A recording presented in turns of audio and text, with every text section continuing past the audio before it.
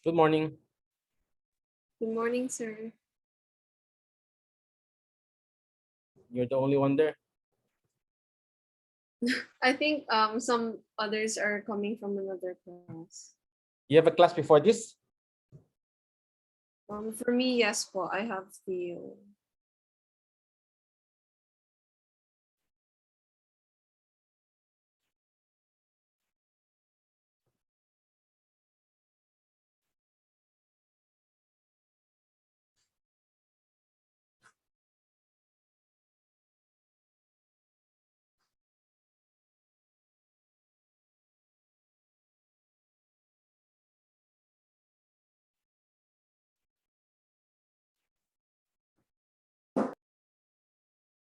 Okay. We're 17 so far, so I'll start. Miss Villarreal, please check attendance also. Okay. Yes, sir, got this.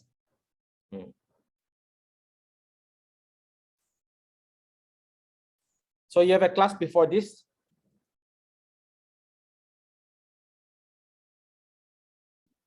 All of No, you? sir. Huh? No, sir. For me, first class. I don't know about the rest though.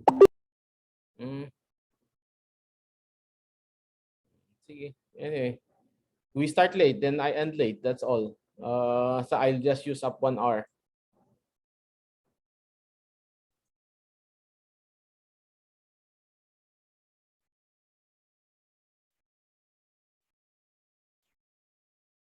So how many of you have gotten to the Domondon notes? Yes, Mr. Carlos, Miss Carlos? Yeah. You have a question or you're done with the Domondon notes? Oh, sir, I started reading it already. Huh? Ano? I started reading already, sir. Are you able to follow? So far, yes, sir. Yeah, it's simpler and straight to the point. So we're basically using the reviewer mode of reviewer notes of Attorney Domondon. If you have the time, then just buy the book. It's I think it's a thicker one, but we will not use too much of the. We'll just use it for one module. So after that, we will go into the. When we start discussing income taxation, we will use the book of Attorney Llamado. This one. And I'll try to look for soft copy also, and just send it to you. Okay. Any questions so far? Are we done with damages? Not yet, sir. The quantum of evidence. Yes, sir. Okay.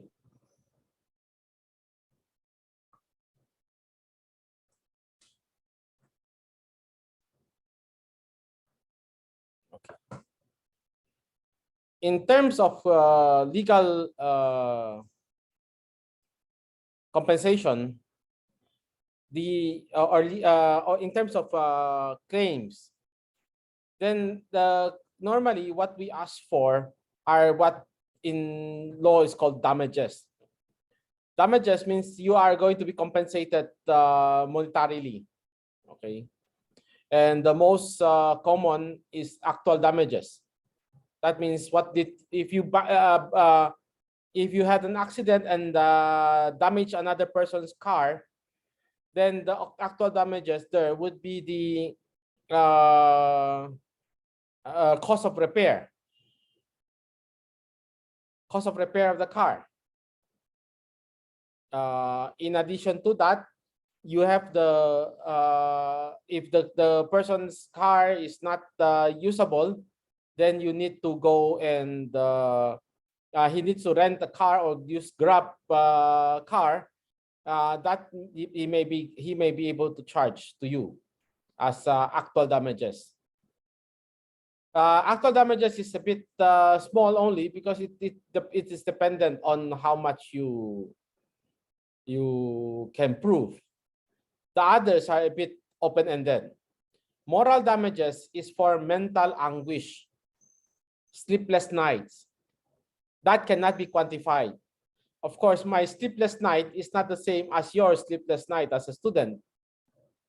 If I cannot sleep well, then I will be able to claim maybe ₱1 million because of nabangga mo yung kotse ko, hindi ako makatulog, na trauma ako.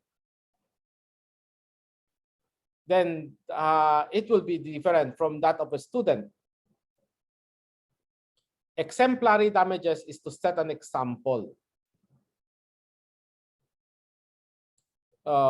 Basically, to teach a lesson. Nominal damages is to vindicate a right. Nominal damages is to say na, oh, tama siya, tama siya. Okay. Liquidated damages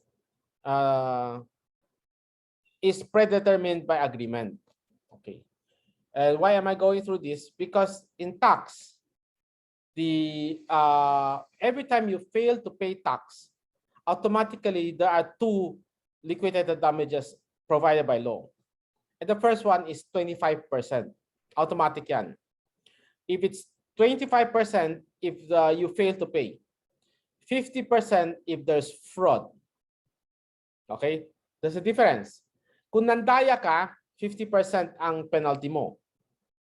Kung hindi ka lang nakabayad on time, nakalimutan mo, then that is 25%. So someone died in the family, you are required to pay within 1 year the estate tax. But you got too busy fighting each other among the siblings that you forgot about it. In that case, the penalty is 25%. Now, you have properties that are in the name of the decedent, but instead of transferring it by estate tax, you transfer it. You keep it. You transfer it by donation or by sale. In that case, there is intent to defraud the government. Then the penalty there is 50%. So be careful with tax. Ano na yan? Yung penalty lang is already 25 and 50. Now, hindi pa siya tapos. The government needs money. So it also provides for interest if in case of delay. Dati, that interest is 20%. 20%. Now, the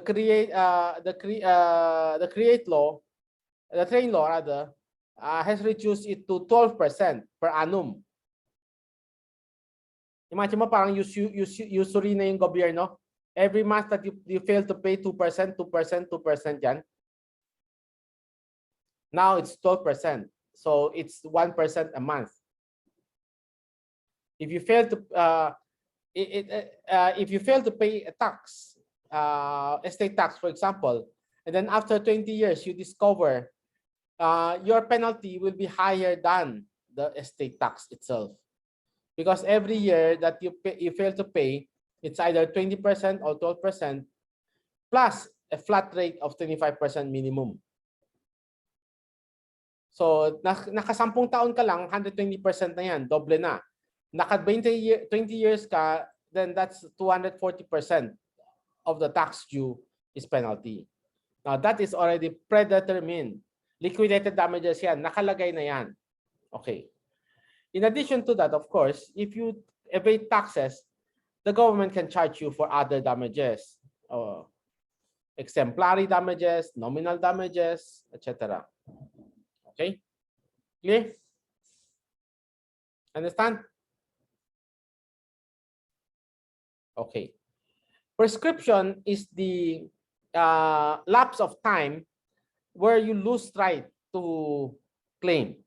I used this example last time that if, for example, I owe you money verbally, nakiram ako ng pera, after 6 years, you can no longer file a case against me if you do not make the demand.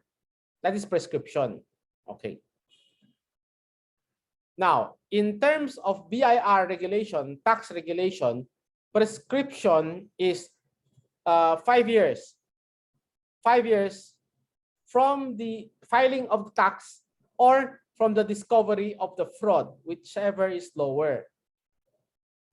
So if you fail to pay tax, for example, nandaya ka sa sales mo, you under-declare your sales for 2021. Nahanap nila theoretically, they have only 5 years to complain, to claim against you. So that means by 2026, tapos na yung prescriptive period nila. Kahit na may mali ka, sorry na lang. Okay. But in terms of the government's tax evasion, anti-tax evasion campaign, the 5 years counted from the time of the discovery of the fraud. So 10 years from now, 2021, 2031, yung secretary mo na galit na sa'yo dahil hindi mo siya binigyan ng tikoy, ngayon magpapadala ng dokumento sa BIR at papakita niya na nandaya ka ng sales. Your actual sales was higher. So in terms of fraud, the fraud, there is a period counted from 5 years from the discovery. So kailan na-discover yung fraud? 2031. Therefore, the government has 5 years from 2031 to complain. Hindi siya, iba yung klaseng prescription na inaral niyo sa Oblicon sa tax. Okay? Understand? Hello? Yes, sir. Okay. I'm making sense, no? This is just by way of introduction to compare what you learned from Law 11 or Law 111 or 113 or whatever your law is to tax law to serve as an introduction and carry over. Okay. So today we start with introduction to tax. And soon we will have our first recitation in a few minutes. Okay. When we talk of tax, tax is part of the 3 inherent powers of a state. We call it inherent power because there is no need for you to find it in the Constitution or in some other support regulations, etc. Constitution, legislation, issuances, because automatic yan. My power yung gobyerno. And what are these 3 powers that we talk about?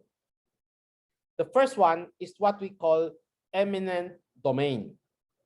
The power of eminent domain. Or in the street parlance, it's called expropriation. Expropriation. So when the government plans to build a skyway connecting North Luzon and South Luzon Expressway, one of my clients' property sa my Cloverleaf was designated as part of the station. And then another client naman sa my C3. Okay. So what's the problem now? The government said, I need that road. I need that lot to be able to use, to build the stage, ano tawag dun, yung skyway, exit. Sabi ng kliyente ko, syempre ayaw ko, di ba? Kung kailan tataas na yung presyo, tsaka ka magbebenta. Diba? Because once you have the skyway there, prices of the property will go up. Can we say no? Can we say no to the government?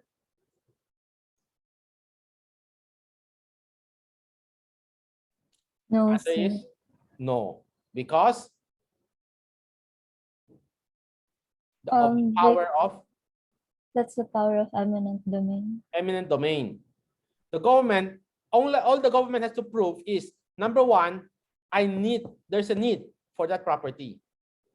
And number two is there is just compensation. I will pay you. And when the government pays you based on what you declare in your tax. Eh, di ba, we normally declare less para mas mababa yung babayaran natin real property tax. Okay. So that is the eminent domain. And you'll see that application very often, especially with the build, or even the Aquino's PPP,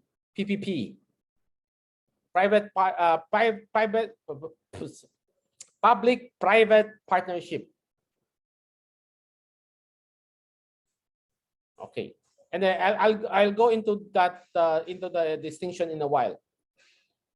The second power is the police power, the power of the state to regulate the behavior of the citizenry. Okay? Like right now, with Duterte's sabi niya, pag wala kang vaccination, hindi ka pwedeng sumakay ng jeep. Fair? Correct? You agree? I agree. Yes, You sir. agree? Many jeepney drivers don't agree. Many commuters don't agree. Many workers' federations don't agree. Bakit? Why do they not agree?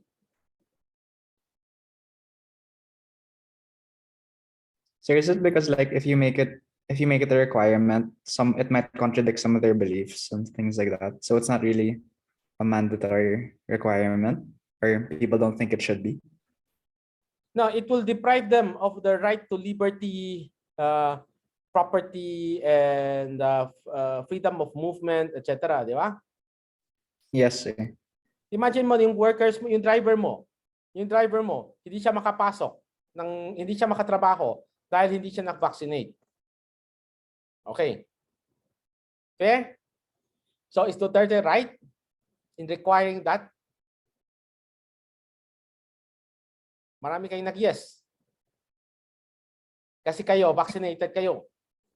So I think like legally, not necessarily, because it does show some sort of inequality. Really? Why? Why is there inequality? Because it makes some people parang well, it violates nga the right to choice and things like that. Really? But, yeah, I think so. What is your Sir. choice? I'm Sir, sorry. sir. some people What is get your it choice? faster than others. Your choice is to be vaccinated or not to be vaccinated. Tama? Yes, sir. It's your freedom. Yes, sir. But if you don't vaccinate, what will happen? You put others at risk also. So the government has what power?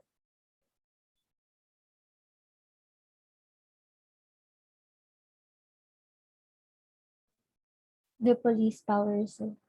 Yes, the police power. Sige, ayaw mo mag-vaccinate, it's your choice. I'm not going to force you to vaccinate. I'm not going to yung sinasabi ni Duterte na isa-isahin niya yung barangay chairman yung bahay tapos ikakalat-kat niya sa labas para magpa-vaccinate. That is not legal. But since you are not vaccinated, the government has a right to protect those who are vaccinated. Tama? Yes, sir. So in terms of application of the powers of the state, that is a very good example of police power. Pero it doesn't stop you from traveling because what can you do? You can drive your own car. You can walk. Diba? You just cannot use public transport. Kasi when you ride the public transport, you are going to ride with some other people. Understand?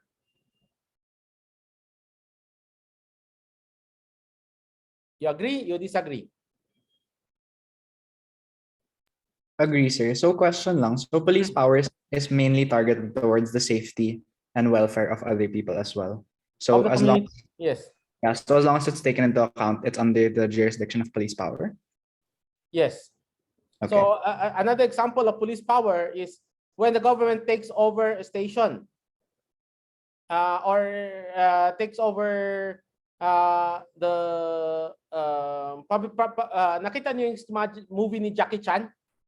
Yung pinapakita lang niya yung batch niya tapos kinukuha na niya yung kotse ng mga ano tapos mag-chase scene na sila. O hindi nila kilala si Jackie Chan. You know what I'm saying? When the police commandeered the vehicle and then used it to run after criminals.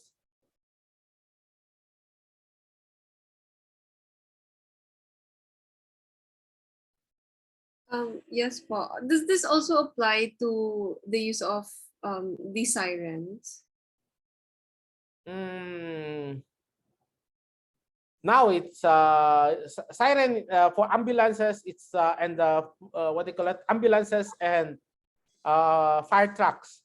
That is true. If hindi ka tumabi at nabangga ka ng fire truck, sorry ka na lang. Because it is part of the police power for emergency. Similar to ambulances. Dapat pag nag-siren yung ambulance, tabi ka. Yeah? Yes, okay. Thank Okay. you. Now, where is the what is the point of yung kaninang discussion natin kanina kay Duterte? He cannot I'm trying to show you the limit also of police power. Hindi na pwedeng ilabas, ikalatkat yung yung tao. Hindi na pwedeng house to house tapos ilalabas, ipapapilit niya na magpa-vaccine. Pero the police, the state has the power to regulate the movement of those who are not vaccinated. Okay. Second, can you force people who are not vaccinated to stay out? To not work? Yeah, may restaurant ka. Sabi mo, ano lang, maka-hire kami ng mga hindi mga vaccinated lang. So hindi ka vaccinated, sorry ka na, terminated ka na. Okay. Pwede? You agree? You think it's valid? Or is it that like what Duterte does, yung kinakalatkat niya yung mga ano?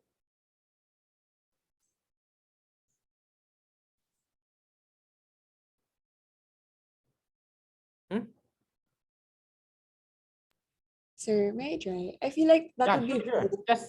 Just Okay. open your mic and talk. I don't mind. Okay.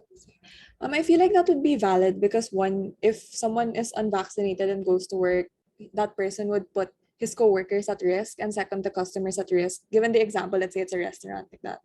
So, again, as a business owner, it's like you're trying to regulate the people who work in your office or let's say restaurant, so that to minimize the casualties or to minimize, let's say, this possible spread of infection. Mr. Austriaco, you agree? I was just wondering because since it's like a private firm, is it still under the jurisdiction of police power? Because isn't police power like it should be sanctioned by the government and the president? But I'm not Yeah, but exactly the sure. function of the government is that these vaccinated people should not go to work.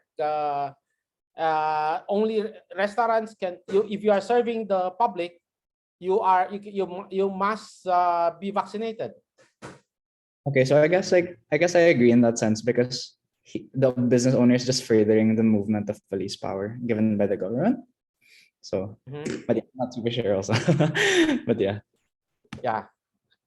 It's anyway, you will take this, I think, in Pol-Sci 100. It used to be called Pol-Sci 100. Now I don't know what number it is.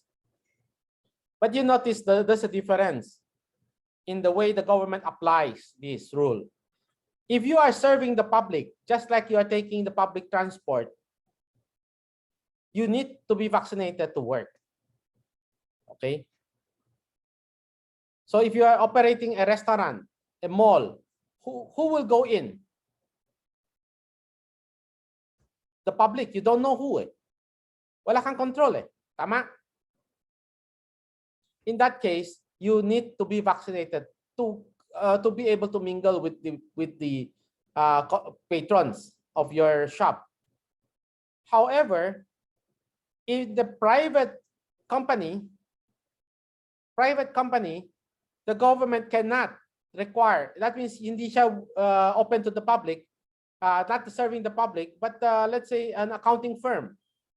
Oh, accounting firm. Ano pa? Factory mo, manufacturer of rubber shoes. Hindi pwedeng sabihin ng gobyerno, porque hindi ka vaccinated, hindi ka hindi ka pwede pumasok. Because in that case, what happens is there's no public to protect anymore. It's a private matter. So what is the solution of the government? The government says, like Chiang Kai-shek, we offer free vaccination to everyone. But there were still 4 or 5 who did not vaccinate. Ayaw nila, conscientious anti-vax eh. So what do? The government has a way out. Okay, you cannot terminate them. But they must take RT-PCR tests every 2 weeks to protect those they work with. Okay? So, pwede mo bang sabihin, ay, hindi ka vaccinated, hindi ka pwede terminated ka na? No, you're not. But we cannot terminate the teachers who are not vaccinated. We cannot terminate the employees who are not vaccinated.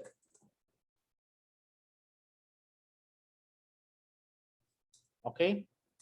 But we can require them to take RT-PCR tests every 2 weeks and at their expense. Gets niyo? Bakit hindi pareho siya sa restaurant? Same rule that public transport and private versus private car. Pag nag-private car ka, whether you are vaccinated or not, kung mayaman ka at yung driver mo, you can afford to hire a private car, the government cannot stop you from going to work. But the government can stop you from taking public transport because the community is at risk when you take public transport. Same with hotels, restaurants, and those like malls, those serving the public.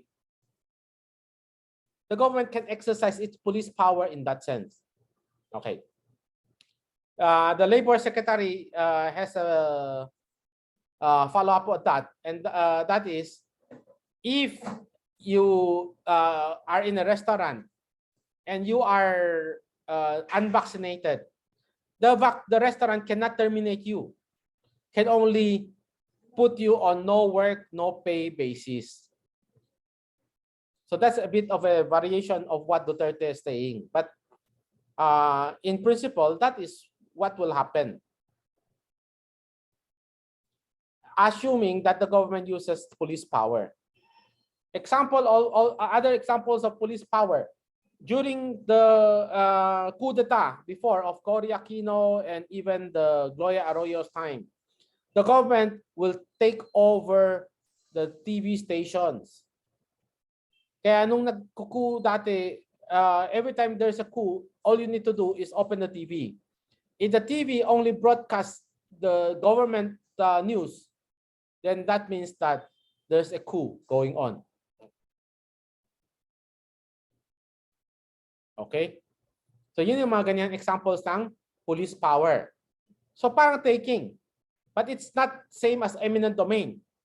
Like you Jackie Chan commandeers the car of a passerby. That is not eminent domain. That is police power.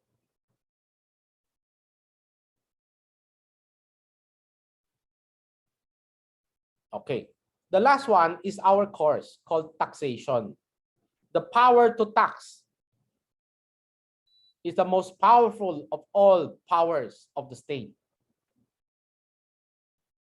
Sabi ni Justice Wendell Holmes, the power to tax is the power to destroy without the court's intervention.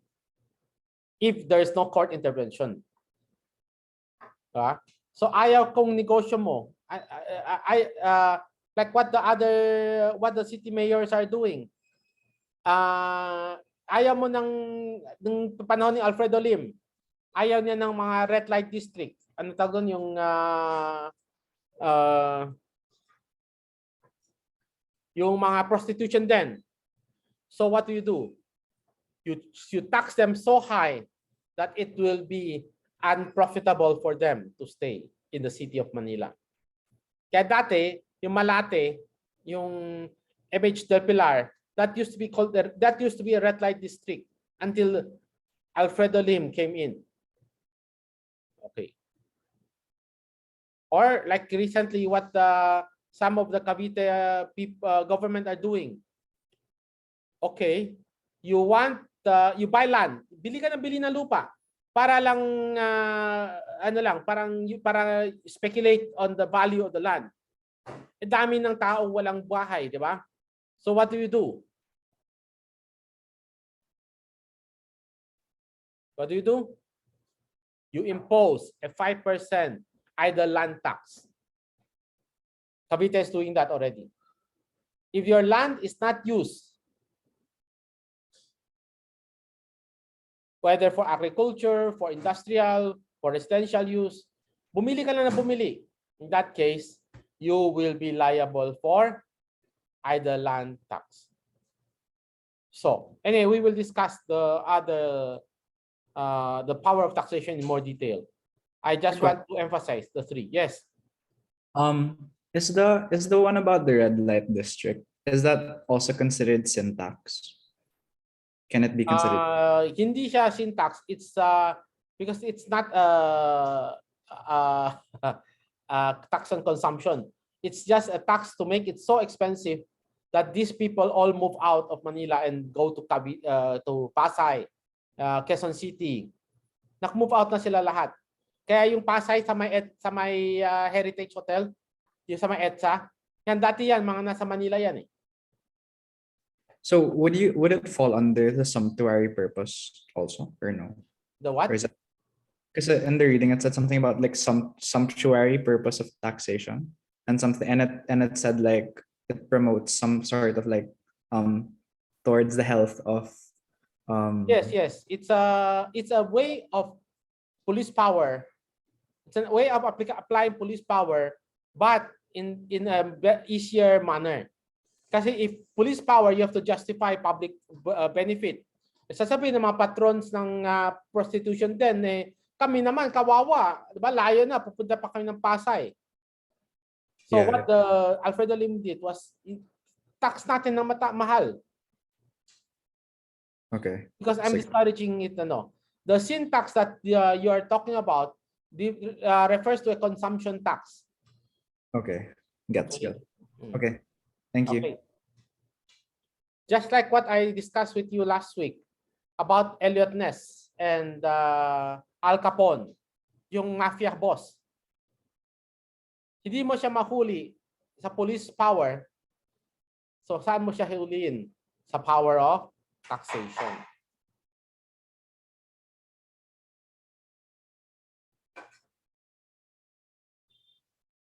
Okay.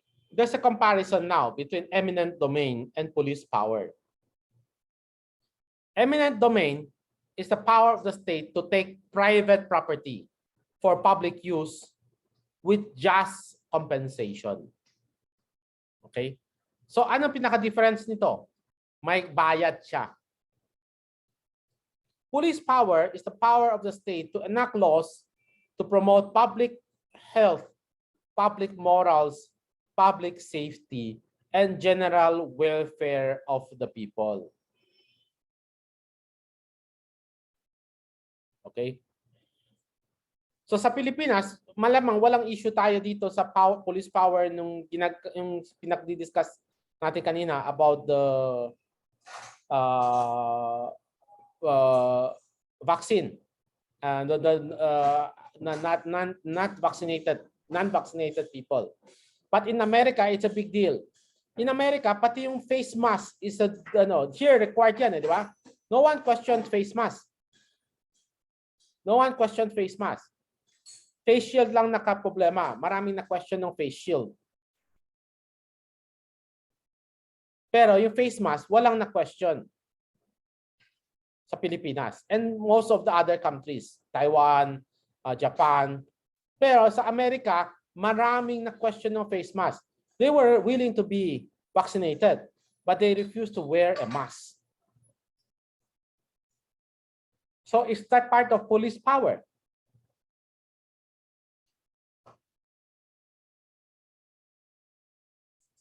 Is it fair? And then in our case, the question of police power, abuse of police power, because you need to measure whether it is enough, it is able to produce the desired benefit of public health or public wealth, public welfare, public health, public safety versus the abuse of authority. Okay. Like the movies of Jackie Chan, napansin nyo, bakit palagi siyang pinapagalitan ng mga chief of police niya, mga hepe niya? Kasi it's your right to commandeer a vessel.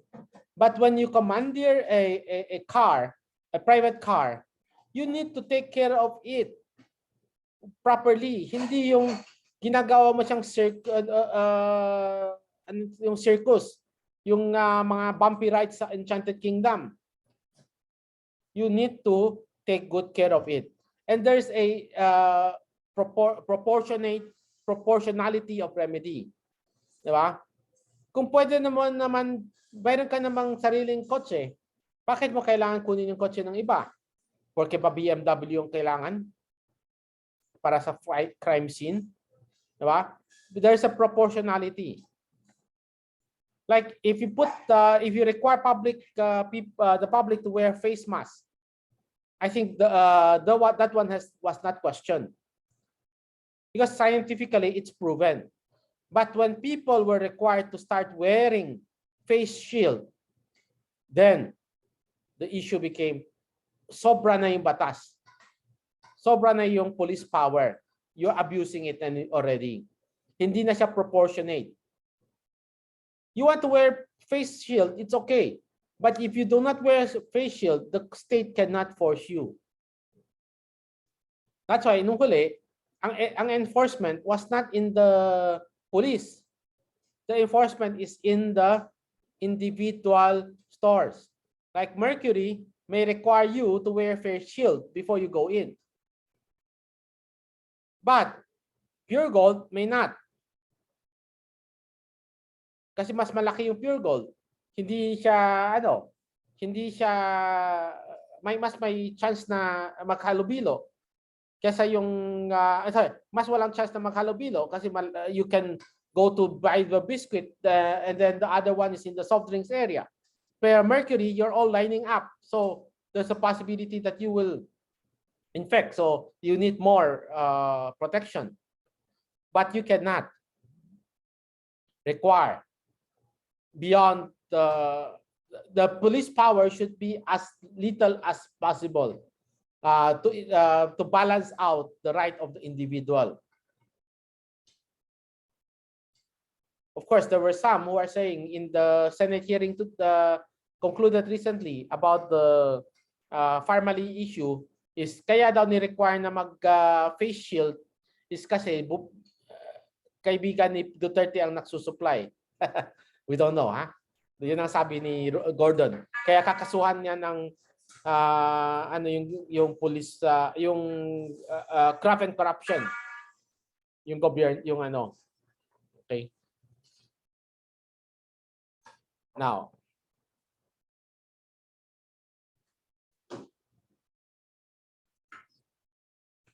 the distinction is police power, taxation and police power is done by the government. Private companies cannot tax.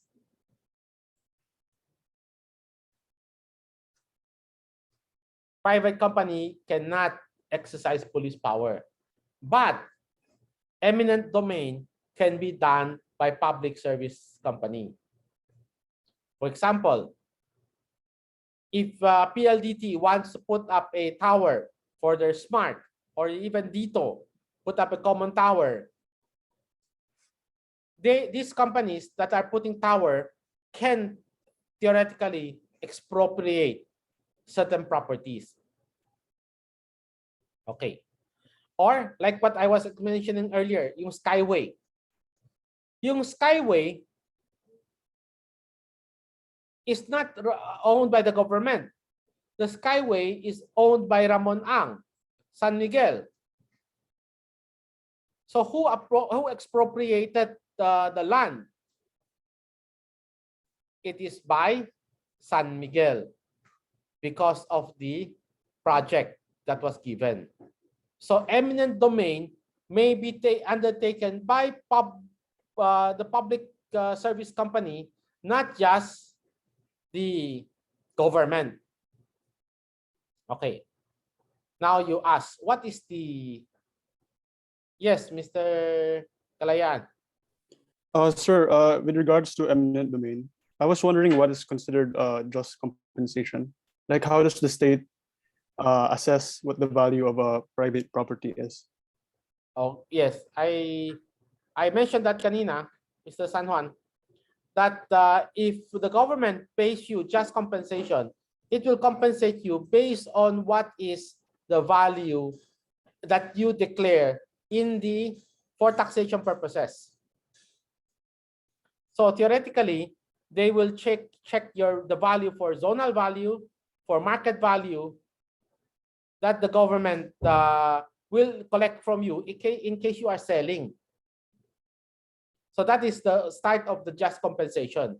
Now, it is your right to object and say, hindi ito yung hindi ito yung just compensation ko, kasi nagtayo na ako ng ganyan na mayroon ng bahay mayroon na akong tinayong bahay na tatamaan. So you need to compensate me for that also. Yung kaninang in-explain natin na damages, di ba? Actual, compensatory, moral damages, etc. So you need to justify that it is not that rate. Okay? So yung subdivision nyo, naggawa na kayo ng daan, roads. In that case, you need to collect from the government. Or like in our case, yung kliyente ko na may property sa may Cloverleaf, ang nangyari is hindi lang namin charge yung value ng land based on the zonal value or market value, but we also charge them for the losses that we cannot use anymore the land, kasi sa harap mismo niya gagawin yung exit entry, so we cannot even use it now for house, for residence. Kasi pag lumabas ka ng bahay mo, mababangga ka ng mga kotseng dadaan ng Skyway. Diba? So now we are going to demand for compensation, including the value of the property that are left behind, not used for the roads, but which we cannot anymore enjoy. So it's up to us naman to discuss. Okay.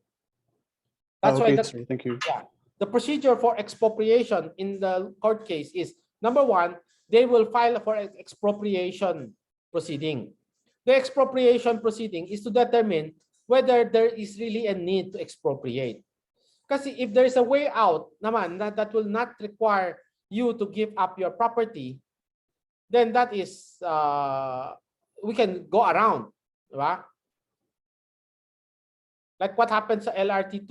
Napansin niyo yung if you have taken the LRT to Ateneo, you will know that ang nangyari is the LRT detour Detour siya. Bakit siya nag-detour? Because original plan was the property would hit the factory of Lucio Tan. The property of Lucio Tan.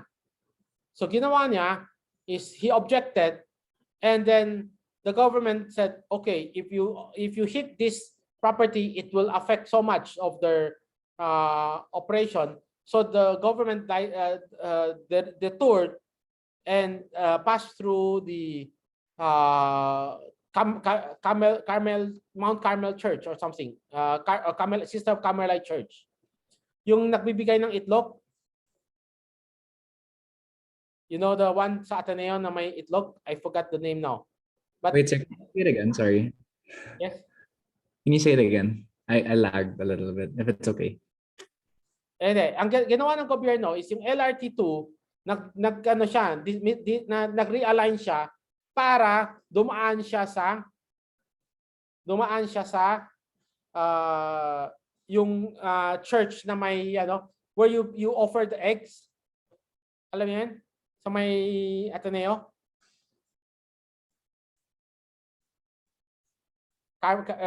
Sister of Carmelite or something, the church there.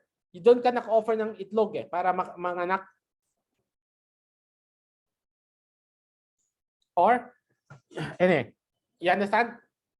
So the government, you can dispute and tell them that why do you need to pass through my property when you can pass through another property and that property is vacant? Kesa itong factory ko na may marami kaming matatamaan. Okay? Or the other way around.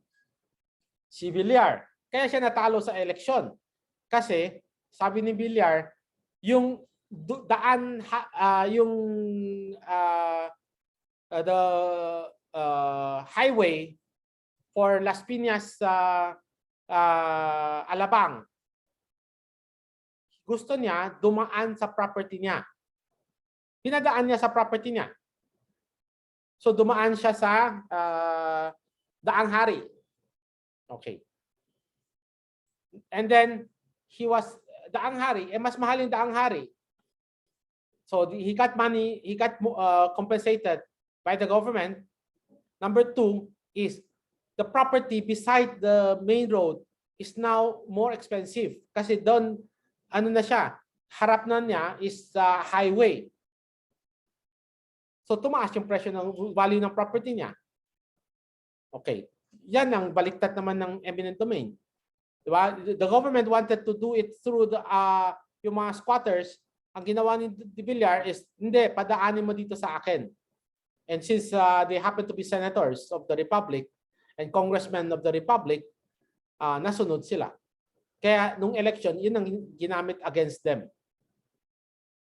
Kaya sila natalo. Okay.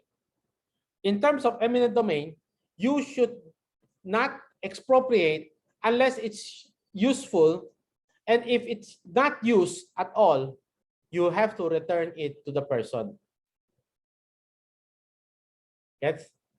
For example, Skyway, di ba? Sabi mo, dadaan natin doon. Pero hindi nag-realign ka, hindi na dadaan, na-expropriate mo na, dapat ibabalik mo doon sa tao. Or in-expropriate mo yung ganyang kalaki, pero mayroon pang natira na hindi nagamit, you should not use it as a way to earn money. Okay? That is why the business model of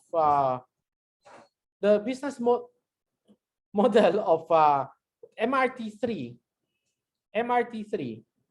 ni Eli Levin, at that time, Eli Levin, was not so much to earn money from the operation of the LRT line, but to earn money from the expropriation and setting up of stations along along the road of EDSA. Imagine mo yung property sa EDSA, sino magbebenta sa'yo ng lupa? Wala. Pero because Ayala took over the project and Ayala maintains the MRT3, lahat ng station mayroon silang ano to doon, mini mall, micro mall or whatever, strip mall or whatever you call it. Diba? Lumaki yung value. Tapos anong ginawa nila sa MRT3? They pass it through Trinoma, which happens to be their own mall. Diba? Yun yung depot dati, yung Mindanao Avenue, doon yung depot ng MRT3 eh. Pero ginawa nila, nilagyan nila ng mall na ganyang kalaki. That's why sabi ni SM, oy, madaya ka. Dapat yung common station, dapat yung station nandun sa amin. Kasi mas malapit, yung SM block is nearer the EDSA than the Trinoma eh. Trinoma nasa loob pa eh. So that's why SM sued the DOTR. And then na-delay yung common station for how many years? Until finally, some bright guy came up with a common station nga. Di common natin lahat. So now it will transverse through 3 properties. SM, Trinoma, and yung kay Ramon Ang. So it will be a common station that is so big, it's not common anymore. So LRT1, MRT3, and MRT7 will now all converge at the Trinoma SM block area. So the property will be expropriated. Baliktad na. Hindi na siya nag-expropriate, binayaran pa ng SM ng 200 million yung gobyerno para i-relocate malapit sa kanya. So Mr. San Juan was wondering, paano yung pambayad? Now it's the other way around. I ask you to pay, I pay you so that you will relocate it along my path. Yes, Mr. San Juan? Mr. San Juan? Yes, sir. Thank you. Okay. Any other question? Okay. This is an aside, but I know that many of you do not like Duterte. The intellectual among us do not like Duterte. But from personal experience, we became lawyer during the time of Gloria Arroyo. So you know how long I've been practicing law. And it's very hard before to use to get the expropriation proceedings completed. Before, whether it's time ni Ramos, time ni Gloria Arroyo, mahirap. In fact, many of the projects today that you see that Villar is claiming to be his projects actually started during the time of Pinoy. But bakit hindi natapos sa panahon ni Pinoy? Because Pinoy did not have the political will.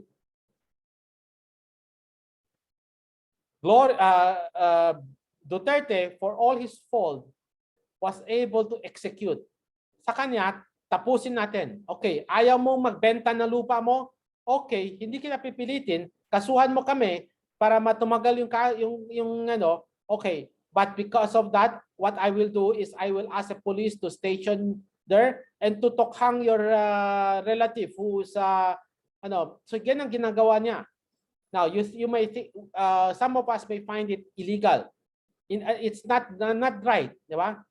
O ayaw mo magbenta ng lupa mo, tapos ang gagawin ni Duterte, iimbestigahan ka for tax evasion, magkakaano ka ng mga tokhang case, drug investigation. Yan ang ginawa ni Duterte. And because of that, many of those who previously opposed the projects had no choice. Kaya yung NAIA X, that was built during Pinoy's time. But it was a road to nowhere. Kasi walang exit. Mayroong daan sa taas, pero walang exit. Kasi yung mga nasa along the airport road, They fought the case hard.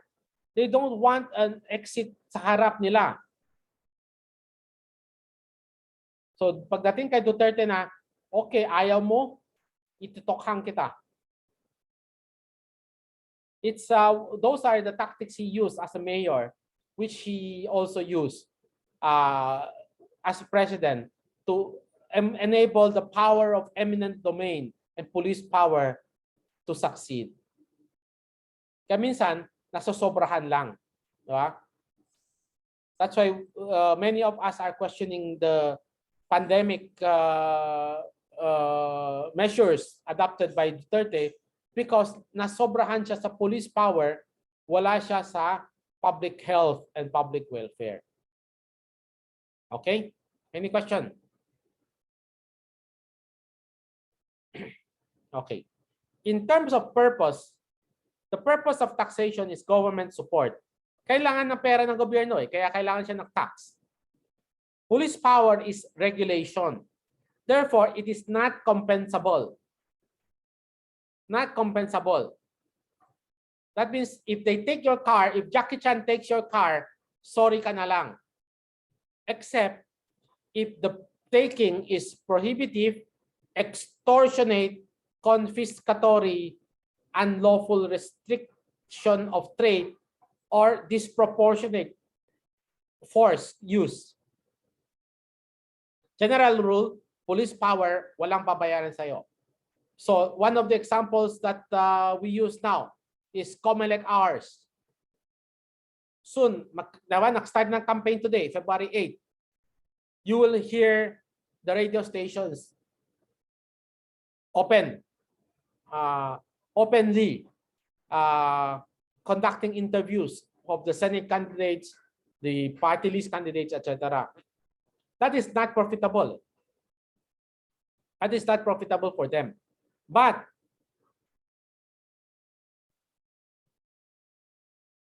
are we recording? Sorry, ngayon ko lang napansin. Yeah, okay. We are recording. Okay. Miss, class, remind me if I'm not recording, ha? Otherwise, problema tayo.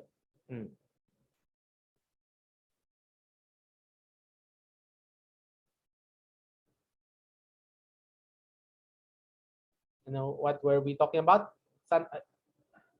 Saan tayo? Yeah. Eminent domain is for use, for public use. Therefore, it should be compensable. I had a case in yung sa may Baliwag Transit, sa may Bulacan. The government was expanding the road. The government was expanding the road. The government said, oh, you donate the land. You donate the land. Kasi dadaan sa'yo, swerte ka. Sabi ko sa kliyente, no, not true. Because this is for public use. May budget yan eh. So, if this is for public use, the taking should be compensated. There should be payment. Okay?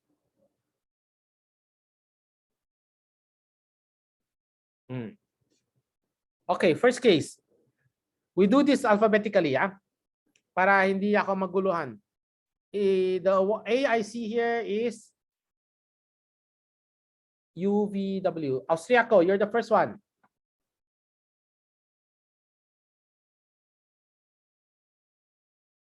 Isa Austriaco. Yes. Oo. Ginipik ka. First question of the course.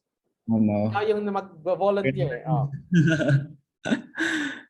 Wait, okay, so in 2000, do I read out loud? Or do I just... Sir?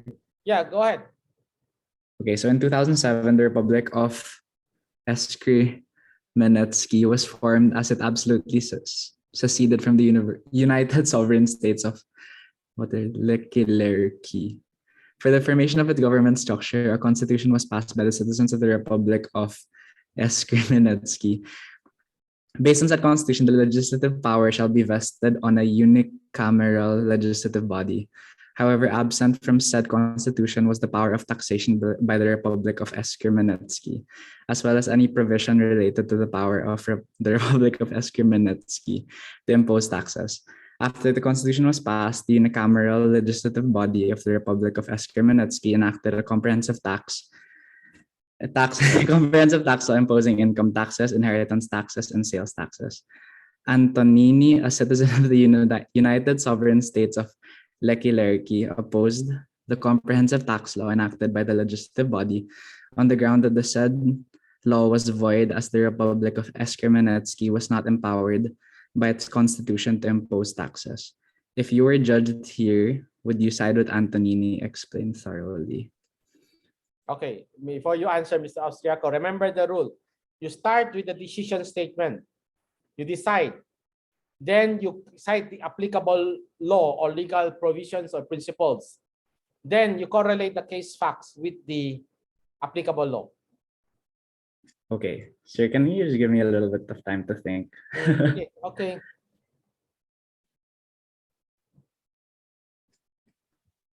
Sige, think ha. Kwentuhan ko na lang yung klase mo. Yeah. So just to clarify, it was not basically in a nutshell, it was not stated in the original constitution that they had the legislative power to tax. Yes. Right? There are two issues here that you need to look at carefully. This is a midterm exam question or departmental midterm question. Oh my So, I know. Okay, okay. wait. For the rest of you, just try to, when you look at the presidential election now, you look at the you try to watch the debates or even the interview. Maybe the debate is not the right forum, but the interviews, then you will see who are the better candidates. You'll notice that Bongbong Marcos is evading any antipathical interviewer. So yung mga ayaw na yung mga kalaban. There are two theories there. The first theory is that Bongbong Marcos is leading anyway. So why would you want to talk more and make no talk, no mistake? More talk, more mistakes. Why do you want to create enough mistakes for you to lose your votes? Because the election is for you to lose. Right now, his survey says he's going to get 70% of the vote, 60 to 70% of the vote. Maybe the first time we will have a majority president. That's the first theory.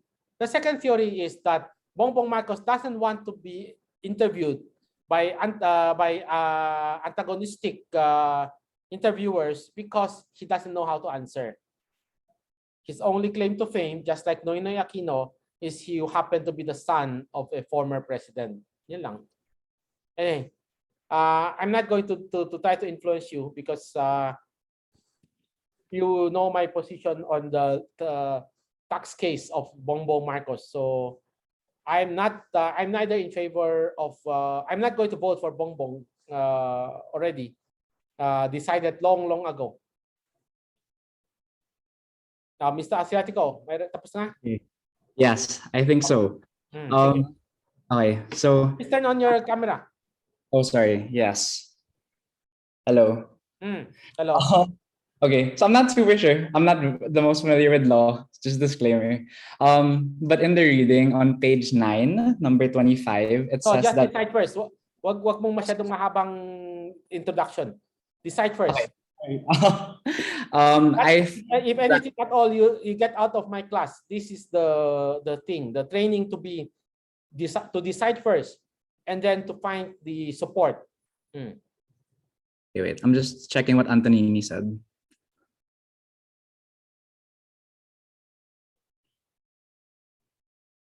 Antonini says, okay, I do not agree with Antonini. Antonini put forward the argument that No, you do not agree with Antonini. That is your decision statement. yes. Tell me the applicable law. Um, The law provides. okay, the law provides that the power to tax is inherent in the state, and such power being inherently legislative based on the principle that taxes are a grant of the people who are taxed. So that is Uh-huh. page In this the- case, So in this case, it is a given right of the legislative body to impose taxes because it is inherent in the state, as according to the reading, page 9, number 25. So yeah. mm, Therefore, the what is the name of that? Lekilerki or discriminatory, I'm not sure, but they should be able to tax even though it's not necessarily stated in the in the yes. Sorry. But yes, so the insurance should be able to tax because it's a given right, and taxing is the bloodline or lifeline of the government. yeah, because tax is the lifeline of the government. You do not need to have a justification. Yeah, It has Agree. automatically the right. Okay.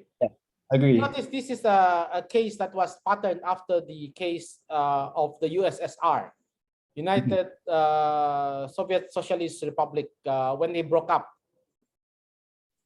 So yun yung mga issues. Okay. The second, so power of the state to tax is inherent. That is the legal principle. That is paragraph 2 of the answer. In this case, with or without the statement of taxation in the Constitution, the power to tax of a state is there. Otherwise, the state loses its authority or its source of funding. Okay. There's another case. There's another issue in this case. Who opposed Mr. Austriaco?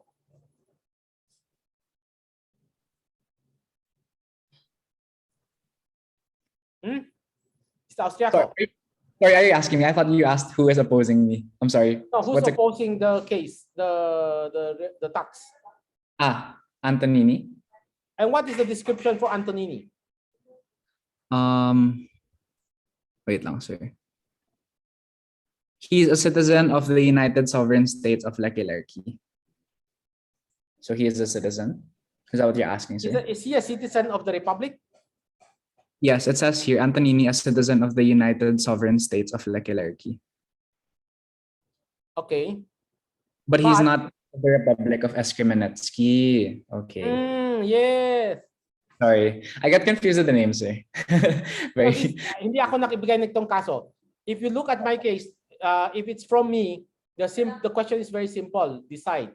Yun lang. Yes. Decide Okay. lang. Yun lang. But this is not my case.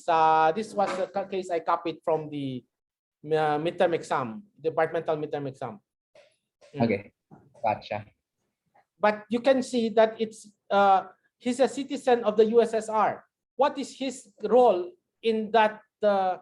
What is his participation in the Republic of Escrimenatsky? Also, wait, there's a right to that, right? There, what's it called? Wait, let me just look for it. I forgot what the name was. Is it a violation to wait.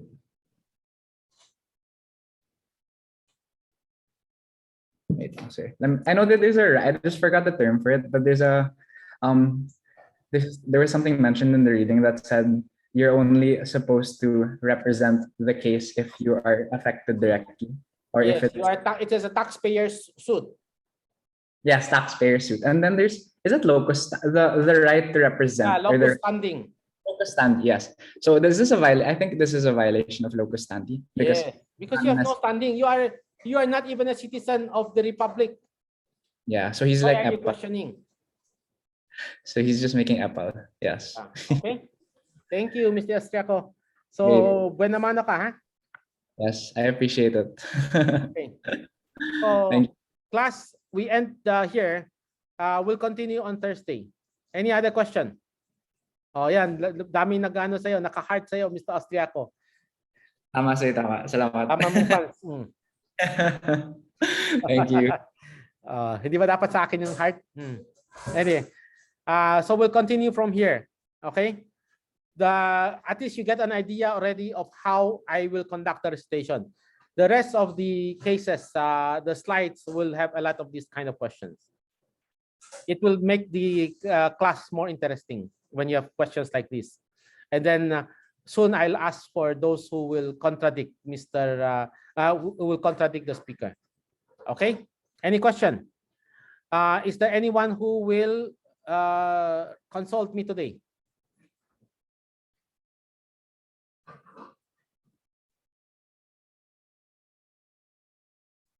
Wala? Kung wala, I'll end the session na, ha? Sir, I have a question. Po. Yeah, sige. Sir, when you asked me to take the attendance, how do you want me to do it? Like, do you want a list of the names or? Do a Google Sheet na lang, then share with me. All right, sir. Got this. Thank you, sir. Okay, thank you. Anything else? Moral damages cannot be quantified.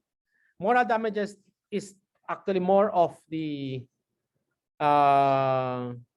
dependent on the stature of the person and the kasi there are people who will, even if you kill someone in front of him, he will still be okay. But there are people who just watch a ghost story and cannot sleep. So yan ang ano mo doon. Then as I mentioned kanina, like in my case, I'm teaching you. So I'm being paid by Ateneo. I'm working at Chiang Kai-shek, so I have my own ano rin, and I have my own law practice. If I cannot sleep at night, the damages to me will be much bigger. So ayun mga sleepless nights, besmirched reputation. Wala kayong reputation to speak of your student. No one cares. But if you tell me, oy, si Attorney Chan, nangurakot yan, then I'm going to sue you. Okay? The other one is the issue of vaccine. Sorry, I only read the chat messages now. I'm not, when I turn on the, what do you call that, the screen share, I don't know how to read the chat. But yes, if the vaccines were not readily available at that time, the government had no police power, no right to require everyone to be vaccinated before they take public transport. But now that it's not so much anymore na walang vaccination available, but ayaw lang nila magpa-vaccine. Okay? Is there anyone here who doesn't understand Tagalog? Wala, no? Everyone okay, ha? Because sa BMH ko last sem, I had students who cannot understand Tagalog from China, from India. So at least ngayon, everyone understands, ha? Understand Tagalog. Whether you understand my Tagalog or not, that's another question. Okay? Tapos na? I'll end here, ha? Yes, sir. Bye-bye. Bye, Thank you sir. so much, sir. Yeah, anything you, to me, any sir. questions Have a after nice day. the Thank you. class, Thank you, just sir. send me an email or a text. Bye-bye. No, I do not provide the PowerPoint because I will provide the the video. Thank you, sir. Have a great Okay. day. Thank you, Bye-bye. sir. Okay.